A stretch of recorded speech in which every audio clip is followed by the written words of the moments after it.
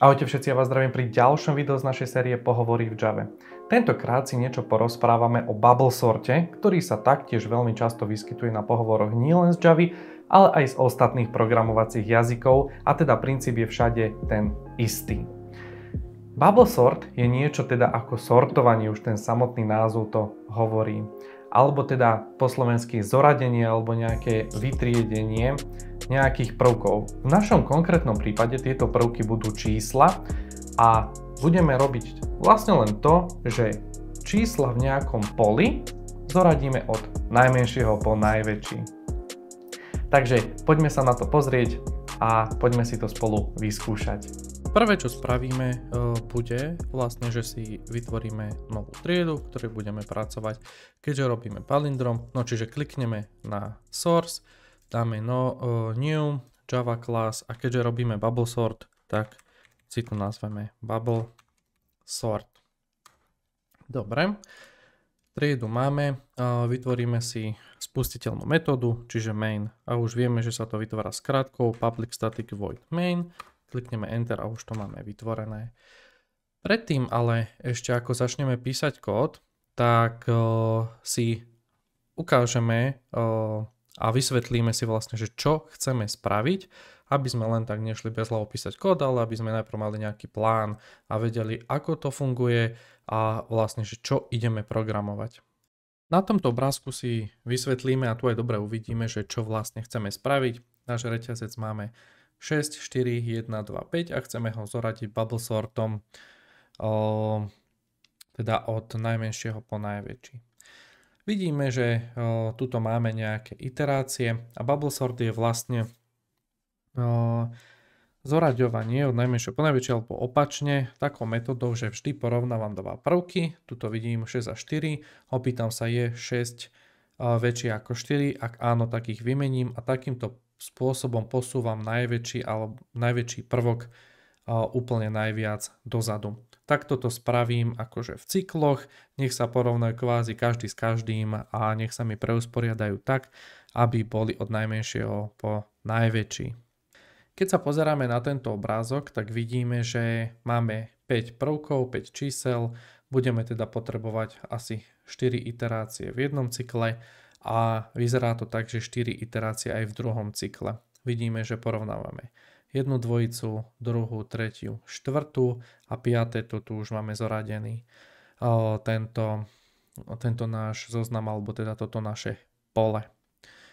Čiže 4 iterácie v jednom, 4 iterácie v druhom, v prvom kroku a tu vidíme, keď ideme ďalej, keďže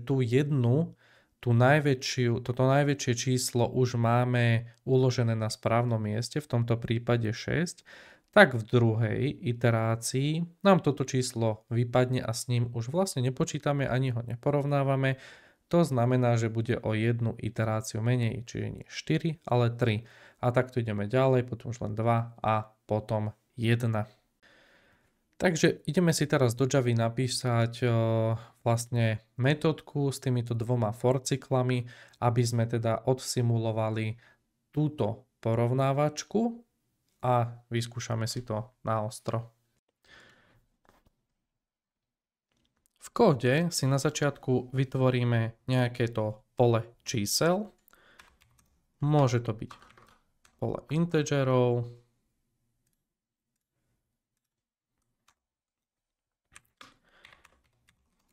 a nazveme to numbers ako čísla. Pole si zadefinujeme teraz natvrdo. V minulom videu sme sa učili, ako zadávať vstup z klávesnice, takže keď chcete si to môžete prerobiť tak. Dobre, dáme si takéto čísla, ako sme mali na obrázku a pokračujeme ďalej. Tu si môžeme spraviť na začiatku výpis tých čísel pred tým bubble sortom. Čiže si dáme sort a sem si dáme pred bubble sort. Dobre. A tu si ich vypíšeme. Vypíšeme si znak po znaku, takým tým našim for cyklom. Tu si môžeme kľudne dať takto. Hneď vysvetlím. Výpis je plus medzierka. Dobre. takto. Čiže čo ideme robiť? Najprv sa nám napíše tento string pred bubble sort a potom ideme iterovať cez naše čísla. Čiže pre je z numbers vypíšeme je plus medzera. Čiže sa nám bude iterovať či budeme iterovať cez čísla, cez numbers a budeme si ich po jednom vypisovať. Čiže aby to bolo pekné, za to sme sem dali tú medzeru.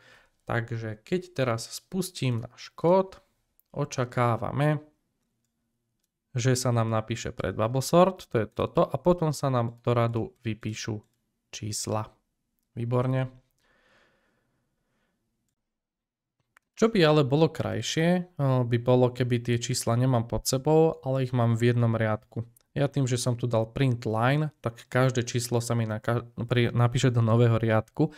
Takže ja dám v tomto prípade len print. Akože sa napíše a budú sa písať tým pádom za seba. Inak by tá medzera tu nemala zmysel, pravda. Spustíme ešte raz a máme ich pekne za sebou. V tomto kroku teraz by sme si mohli napísať metódu, ktorá nám spraví ten bubble sort. Čiže môže byť statická, nebude nám vrácať nič, čiže void a bude sa volať bubble sort. Vstupný parameter je pole integerov numbers. Dobre.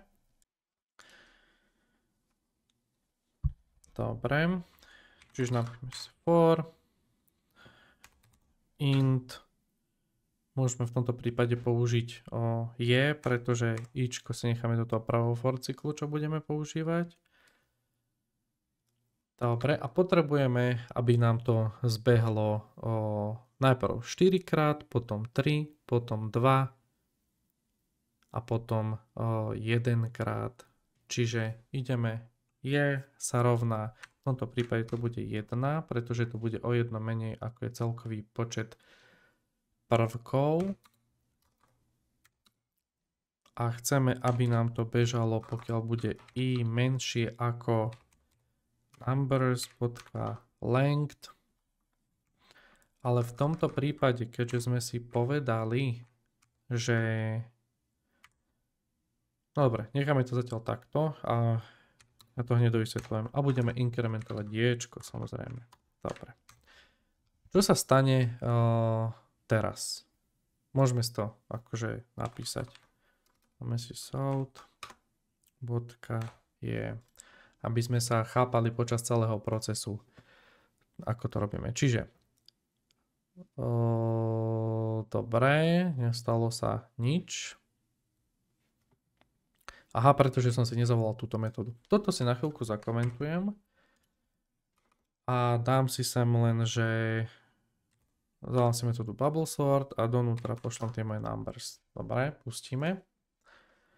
A napíše sa nám 1, 2, 3, 4. Čiže to zbehlo 4 krát, tak ako sme chceli. Čiže v tomto prvom kroku to zbehne 4 krát. Ja ale potrebujem, aby to potom sa dynamicky menilo. Čiže prvý 4 krát, potom 3, potom 2 a potom 1. Dobre, čiže tuto potrebujem, aby to bolo najprv zmenšené minus. V prvom kroku o nič, v prvom kroku minus 0, potom minus 1, potom minus 2, potom minus 3.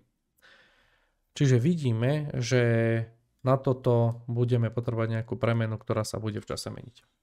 Môžeme si teraz napísať ten vrchný obalujúci for cyklus.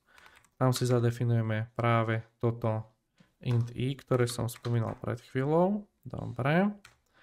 A tuto pôjdeme od nuly, pretože chceme akože od začiatku toho reťazca iterovať. A i pôjde až numbers.length a budeme ho iterovať i++. Tu som sa pomýlil. Takto, dobre. Toto pôjde donútra sem. A vidíme, že tu sa nám i mení. Najprv je 0, potom je 1, 2, 3 a 4. Čiže vidíme, že toto môžeme kľudne vymeniť za ičko. A toto bude zrazu mínus i. Poďme si to vyskúšať, vypíšeme si to print line je, alebo toto mi napíše za každým do nového riadku. Čiže ja by som si to dal, že print je, aby som napísal do jedného riadku, ale aby to bolo oddelené, ako pôjde nový cyklus. Čiže sem si napíšeme len, že prázdny riadok. Pustíme. No. A sme dostali to, čo sme chceli, keď sme si ukazovali ten obrázok. Že máme tu 4 cykly, 3, 4.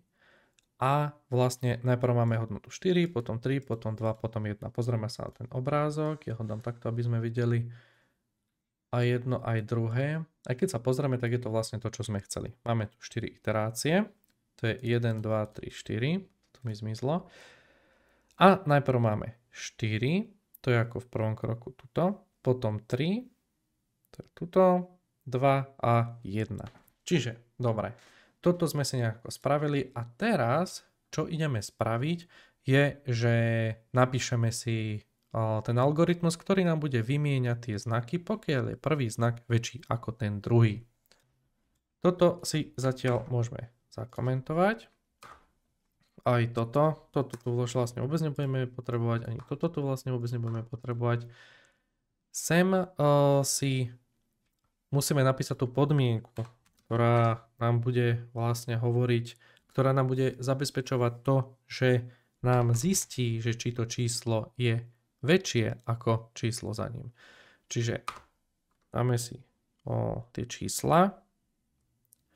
Na indexe v tomto prípade je minus 1, či je väčšie ako, už asi viete, numbers je.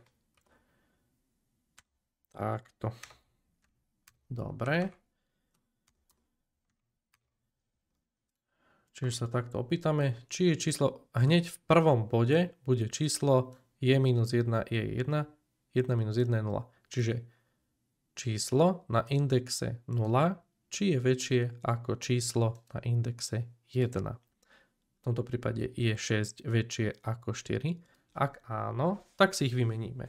Aby sme si ich vymenili, tak potrebujeme ešte, ja sem aj takúto dám poznámku, že swap elements, akože sa vymenia tie elementy a dáme si sem pomocnú premenu temp, akože temporary. Zadeklarujeme si ju a zainicializujeme, že bude vlastne 0 na začiatku, to je akože bezpredmetné a na začiatku si do tejto pomocnej premennej uložíme to číslo s prvým indexom. Čiže numbers v tomto prípade je minus 1, ako sme si pred chvíľou hovorili. Ja sem aj napíšem taký koment, že je to vlastne index of first element. Dobre, to je zlé. First element, dobre. Potom do tohto indexu s prvým, teda do tohto čísla prvého, si chceme vložiť číslo hneď za ním. Čiže zoberieme toto a doňho si vložíme takto ječko. Toto numbers je. Dobre, následne do numbers je si vložíme tento temp, ktorý v tomto bode obsahuje to prvé číslo. No a tým sme ich vlastne úspešne vymenili. Pravda. Dobre, a pozerám, že už by to vlastne aj mohlo fungovať, lebo vlastne sme si napísali už to, čo sme si povedali, že chceme napísať podľa toho obrázku. A teraz, keď vlastne bubble sort numbers, toto mi už nevypíše nič, ale keď si napíšeme pred bubble sortom a toto isté spravíme tuto po bubble sorte a sem ešte dáme jeden riadok, aby sa nám to trošku oddelilo, čiže takto a tu dáme po bubble sorte a máme tu tieto čísla, vyskúšame to. 6, 4, 1, 2, 5, to na začiatku. A 1, 2, 4, 5, 6. No a asi sme aj hotoví. Vidíme, že nám to funguje. Tuto si môžeme dať ešte také komenty, že toto je vlastne ten druhý element, ktorý... Dobre, napíšem tu koment, môžete si to napísať aj vy a nezabudnite. Napíšeme sem po anglicky. Second element goes to place of first element. A do tohto posledného vlastne, že to je ten first element goes to place of the second element.